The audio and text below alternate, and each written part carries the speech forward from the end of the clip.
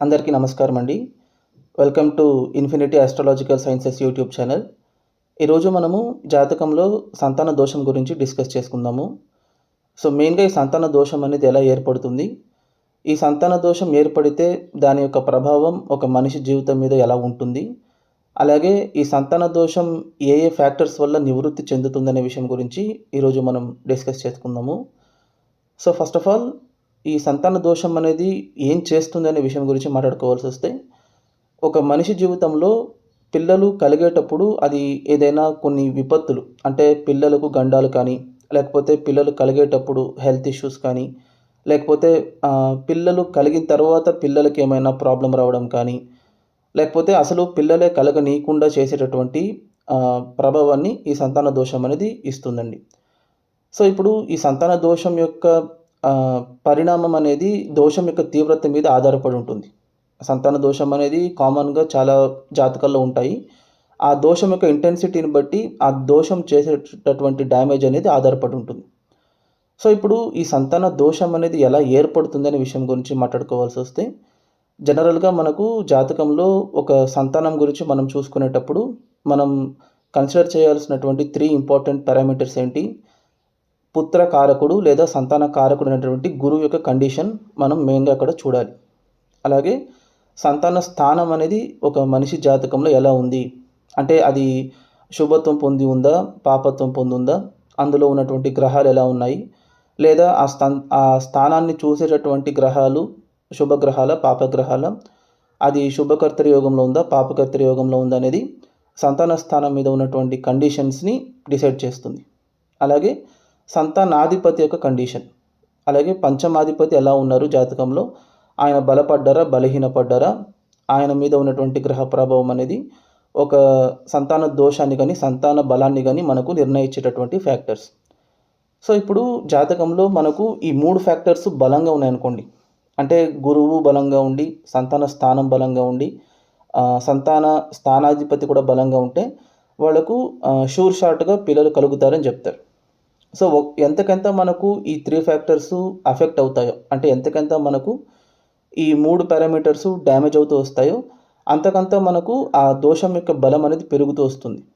For example సంతాన కారకుడైనటువంటి గురువు మనకు జాతకంలో బలహీనపడి పాపత్వం చెంది ఉంటే, ఫర్ ఎగ్జాంపుల్ గురువు మనకు దుస్థానంలో చెడిపోయి ఉంటే, అంటే 6వ ఇంట్లోనో, 8వ ఇంట్లోనో, 12వ ఇంట్లోనో, లేకపోతే దశమ స్థానంలో కూడా ఒకవేళ గురువు బలహీనపడి ఉంటే, అంటే నీచబడో, శత్రుక్షేత్రంలోనో అస్తంగత్వం చెంది ఉంటే, అప్పుడు గురువు అక్కడ బలహీనపడ్డట్టు భావించాలి. అలాగే సంతాన స్థానంలో మనకు పాపగ్రహాలు, అంటే ఫర్ ఎగ్జాంపుల్ లగ్నాత్తు పాపగ్రహాలు తీసుకోండి. లగ్నాత్తు దుస్థానాధిపతులైనటువంటి గ్రహాలైనా సరే, లేకపోతే లగ్నాధిపతికి బద్ధ శత్రువులైనటువంటి గ్రహాలైనా సరే, సంతాన స్థానంలో పాపత్వం చెంది ఉంటే, అంటే వాళ్ళు కూడా ఫర్ ఎగ్జాంపుల్ అక్కడ బలహీనపడి ఉంటే, అప్పుడు కూడా మనకు సంతాన స్థానం అనేది నెగెటివ్‌గా రియాక్ట్ అవుతుంది. లేదా సంతాన స్థానంలో ఎటువంటి గ్రహం లేకపోయినా కూడా సంతాన స్థానం మీద మనకేదైనా పాపగ్రహాల దృష్టి ఉంటే, అంటే దుస్థానాధిపతుల ప్రభావం ఉంటేనో, లేకపోతే సంతాన స్థానం ఏదైనా పాపకర్తరి యోగంలో ఇరుక్కుని ఉంటేనో, అప్పుడు కూడా అది మనకు సంతాన స్థానం యొక్క బలాన్ని తగ్గించేటటువంటి ఫ్యాక్టర్స్. సైమల్టేనియస్‌లీ సంతానాధిపతి అయినటువంటి పంచమాధిపతి, అంటే 5వ ఇంటి అధిపతి గనక జాతకంలో మనకు బలహీనపడి ఉంటే, ఒకవేళ 5వ ఇంటి అధిపతి గనక దుస్థానాల్లో 12వ ఇంట్లోనో, లేకపోతే 6వ ఇంట్లోనో, 8వ ఇంట్లోనో బలహీనపడి ఉంటే, ఇది మెయిన్ ఇంపార్టెంట్ పారామీటర్ చెప్తున్నాను. బలహీనపడి ఉంటేనే. ఇప్పుడు ఫర్ ఎగ్జాంపుల్ పంచమాధిపతి దుస్థానంలో బలంగా ఉన్నారనుకోండి, అప్పుడు ఈవెన్ సంతాన స్థానాధిపతి దుస్థానంలో ఉండాల్సి వచ్చినా కూడా ఆయన బలపడితే సంతాన బలం పెరుగుతుందండి. ఓకేనా? ఇది గుర్తుపెట్టుకోండి. దుస్థానంలో గనక బలహీనపడి ఉంటేనో, లేకపోతే ఆయన నీచబడి ఉంటేనో, ఇలాంటి ఫ్యాక్టర్స్ మనకు దోషం యొక్క తీవ్రతని పెంపొందిస్తుంది. ఈ 3 ఫ్యాక్టర్స్‌లో ఒకటికొకటి కోరిలేట్ అయ్యేటప్పుడు అది దోషం యొక్క స్ట్రెంగ్త్‌కి యాడ్ అవుతుంది. అంటే గురువు బలహీనపడి, సంతాన స్థానము పాపత్వం చెంది, సంతాన స్థానాధిపతి కూడా బలహీనపడి ఉంటే, అప్పుడు అది మనకు చాలా తీవ్రమైనటువంటి సంతాన దోషాన్ని ఇస్తుంది. ఇప్పుడు ఈ సంతాన దోషం ఉన్నంత మాత్రాన వాళ్ళకు పిల్లలు కలగరంటే, చాలామందికి ఏంటంటే జాతకంలో చూసేటప్పుడు సంతాన స్థానం బలహీనపడి, సంతాన కారకుడు కూడా బలహీనపడి, గురువు బలంగా ఉంటే అప్పుడు వాళ్ళకి పిల్లలు కలిగి ఉంటారు. సో, ఇప్పుడు ఈ గురువు బలంగా ఉండి సంతానాధిపతి, సంతాన స్థానాధిపతి మాత్రం బలహీనపడితే ఎలా జరుగుతుందంటే, ఎయిదర్ వాళ్ళకు పిల్లలు కలిగేటప్పుడు ఏమైనా ఇష్యూస్ వస్తాయండి. అంటే వాళ్ళకు కన్సీవ్ అయిన తర్వాత డెలివరీ అయ్యేంత వరకు జరిగేటటువంటి బేబీ డెవలప్‌మెంట్‌లో ఏదైనా ఇష్యూస్ రావడం కానీ, లేకపోతే కన్సీవ్ అయ్యేటప్పుడే కొంచెం ఇష్యూస్ లైక్ మిస్‌క్యారేజెస్ కానీ, లేకపోతే ఆహ్, ఈవెన్ పీసీఓడీ ప్రాబ్లము, రిప్రొడక్టివ్ హెల్త్‌లో మీకేమైనా ఇష్యూస్ రావడము, ఇలాంటివన్నీ మనకు సంతానాధిపతి, సంతాన స్థానం 2 పాపత్వం చెంది ఉంటే జరుగుతాయండి. సపోజ్ సంతాన స్థానము, సంతానాధిపతి బలపడి, గురువు బలహీనపడ్డారనుకోండి. అప్పుడు పిల్లలు కలిగిన తర్వాత ఫర్ ఎగ్జాంపుల్ ఒక డెలివరీ అయిన ఒక 1 ఇయర్ వరకు పిల్లల హెల్త్ అనేది కొంచెం డ్యామేజ్ అవుతుంది. అంటే వాళ్ళకేదైనా ఒక జబ్బు రావడం కానీ, లేకపోతే వాళ్ళకు ఇమ్యూనిటీ అనేది లేకుండా ఉండడం, కొంచెం అన్‌హెల్తీగా ఉండడం ఇలాంటివి జరిగే ఛాన్స్ ఉంటుంది. సో, ఇప్పుడు ఆహ్, పిల్లలు జాతకంలో కలుగుతారా లేదా?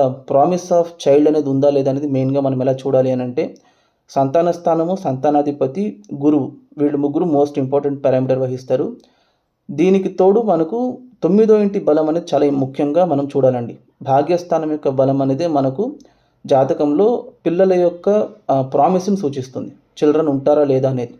ఇప్పుడు చాలామందికేంటంటే పిల్లలు కలిగేటప్పుడు న్యూమరస్ టైమ్స్ వాళ్ళకేదైనా ఇబ్బంది పడుంటారు. అంటే కన్సీవ్ అవ్వడమే లేట్ అయ్యి, కన్సీవ్ అయినా కూడా ఒక 2, 3 టైమ్స్ మిస్‌క్యారేజ్ అయినా అవ్వడం కానీ, లేకపోతే బేబీ డెవలప్‌మెంటు ఒక 6, 7 మంత్స్ వరకు జరిగి లాస్ట్ మంత్‌లో అబార్షన్ అవ్వడం కానీ, ఇలాంటివి జరిగినా కూడా అట్ లాస్ట్ ఏదో కష్టపడి వాళ్ళకు పిల్లలు కలుగుతారు.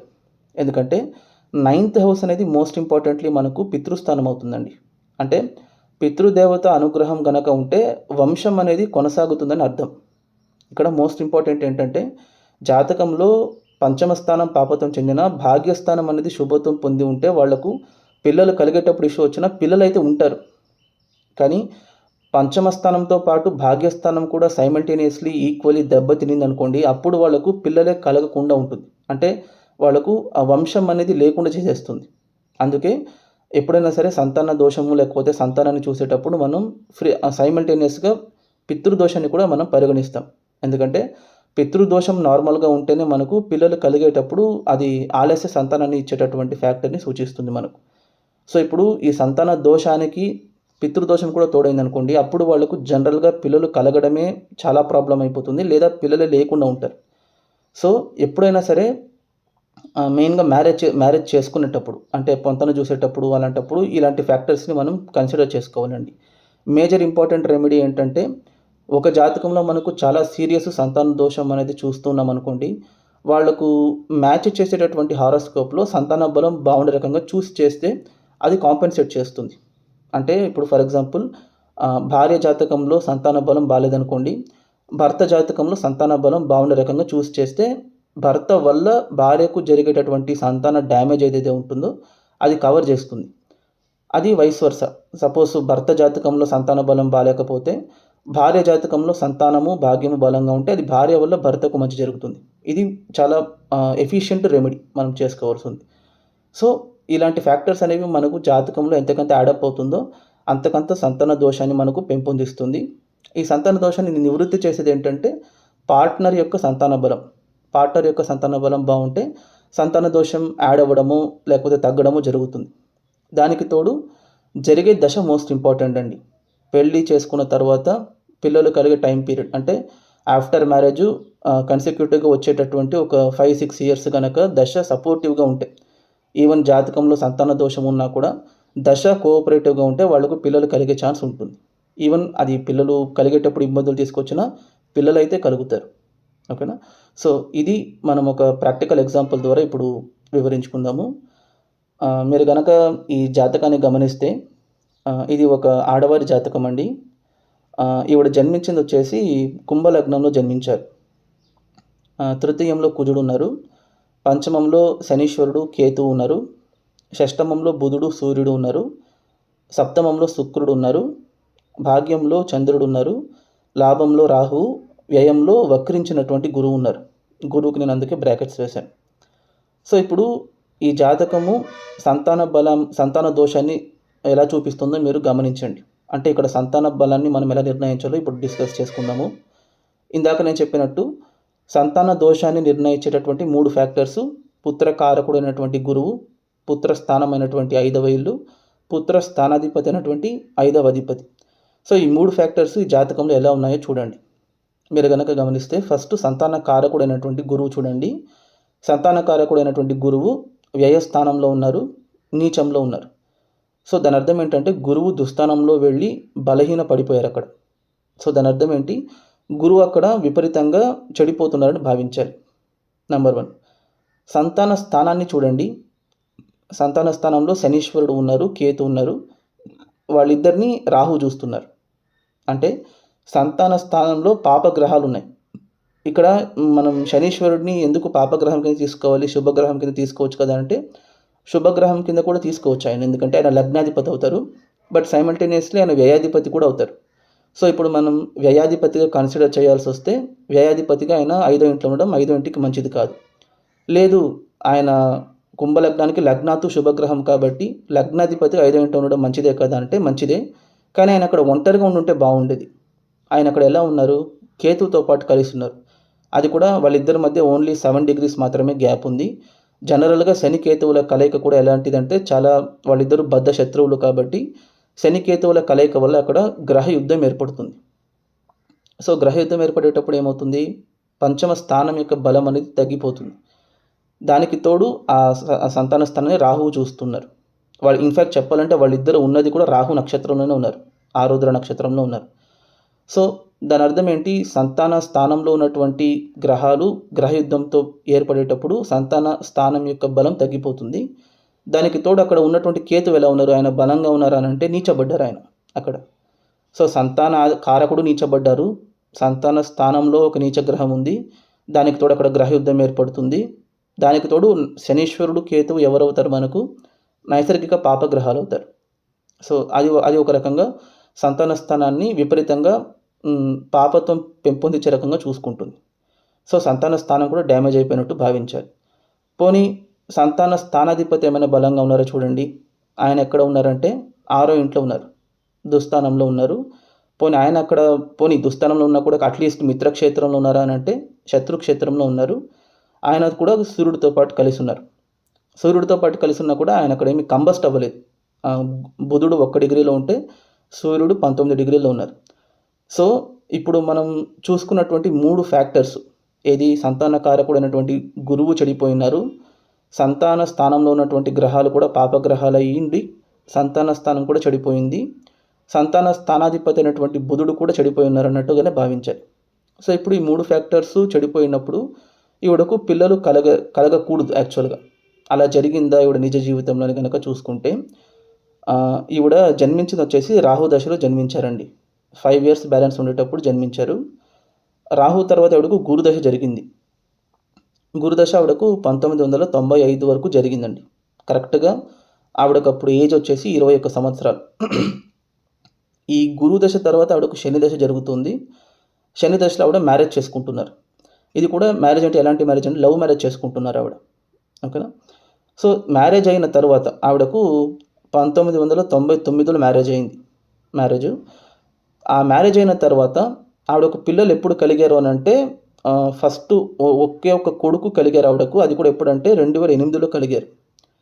అంటే ఆవిడకు ఫస్ట్ కన్సీవ్ అవ్వడమే లేట్ అయింది. ఫస్ట్ ఆవిడకు అబార్షన్ అయింది, 2004లో అబార్షన్ అయింది. అంటే 1999 నుంచి 2004 వరకు అసలు ఆవిడ కన్సీవ్ అవ్వలేదు. కన్సీవ్ అవ్వడం లేట్ అయింది. పోనీ కన్సీవ్ అయిన తర్వాత ఆ చైల్డ్ డెవలప్మెంట్ బాగుందనంటే 2004లో ఒకసారి అబార్షన్ అయింది, 2006లో ఒకసారి అబార్షన్ అయింది. అంటే మ్యారేజ్ ఆవిడకు 1999లో జరిగితే కొడుకు ఆవిడకు 2008లో పుడుతున్నాడు. అంటే ఆల్మోస్ట్ పెళ్ళైన తర్వాత 9 ఇయర్స్ గ్యాప్ తర్వాత కొడుకు పుడుతున్నాడు ఆవిడకు. సో ఇక్కడ ఏంటంటే ఈవిడకు పిల్లలు కలగనీయకుండా చేయలేదు, కానీ పిల్లలు కలిగే ప్రాసెస్ని డ్యామేజ్ చేసింది. ఎందుకు డ్యామేజ్ చేసింది అని అంటే, ఇందాక నేను చెప్పినట్టు ఆ 3 ఫ్యాక్టర్స్, గురువు చెడిపోయి ఉండడం, సంతాన స్థానం పాపత్వం చెంది ఉండడం, సంతానాధిపతి చెడిపోయి ఉండడం. కానీ ప్రామిస్ ఆఫ్ ద చైల్డ్ అనేది ఎలా దొరుకుతుందంటే, మనకు భాగ్యాధిపతి అయినటువంటి శుక్రుడు 7వ స్థానంలో రాజయోగంలో ఉన్నారు.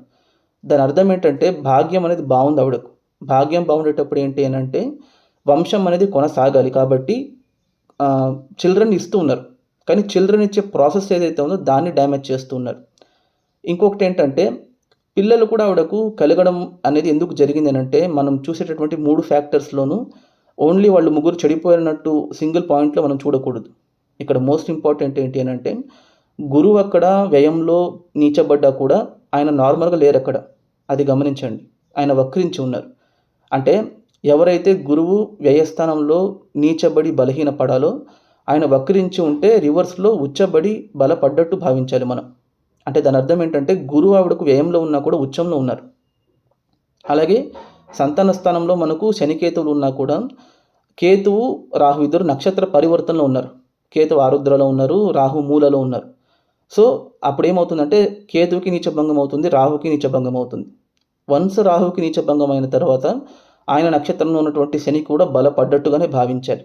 మోరోవర్ లగ్నాధిపతి కనుక పంచమంలో ఉంటే పిల్లల ద్వారా వాళ్ళకు సుఖం కలగాలి కాబట్టి పిల్లల్ని ఇస్తూ ఉన్నారు శనీశ్వరుడు. నంబర్ 2. నంబర్ 3 ఏంటంటే ఇక్కడ సంతానాధిపతి షష్టమంలో బలహీనపడిపోయారు, చెడిపోయారని మనం భావించకూడదండి.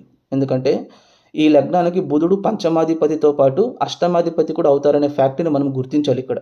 ఎందుకంటే అష్టమాధిపతిగా ఆయన 6వ ఇంట్లో ఉండడం అనేది విపరీత రాజయోగానికి దారితీస్తుంది. దాని అర్థం ఏంటి? ఆయన అక్కడ ఒక రాజయోగంలో ఇన్వాల్వ్ అయి ఉండేటప్పుడు యోగాన్ని ఇవ్వాలి ఆయన. అంటే సంతానాధిపతి ఒక యోగంలో ఇన్వాల్వ్ అయి ఉన్నారు. సో ఆయన ఉన్నది కూడా పునరుసు నక్షత్రంలో ఉండి గురువు ఉచ్చబడి గురువు చూస్తున్నారు బుధుడిని. సో దానివల్ల ఏంటంటే పిల్లలు ఆవిడకు కలుగుతారు. కానీ పిల్లలు కలిగే ప్రాసెస్ మాత్రం కొంచెం ప్రాబ్లమాటిక్గా ఉంటుంది. అన్నిటికంటే ఇంపార్టెంట్ ఏంటంటే ఆ పిల్లలు కలిగే టైంలో ఆవిడకు దశ యొక్క సపోర్ట్ దొరికింది. అంటే ఆవిడకు 1995 నుంచి 2014 వరకు శని దశ జరిగింది. అంటే లగ్నాధిపతి సంతాన స్థానంలో ఉండి దశ అనేది జరిపించారు. సో లగ్నాధిపతి సంతాన స్థానంలో ఉండి దశ జరుగుతుంది కాబట్టే ఆవిడకు పిల్లలు కలిగారు.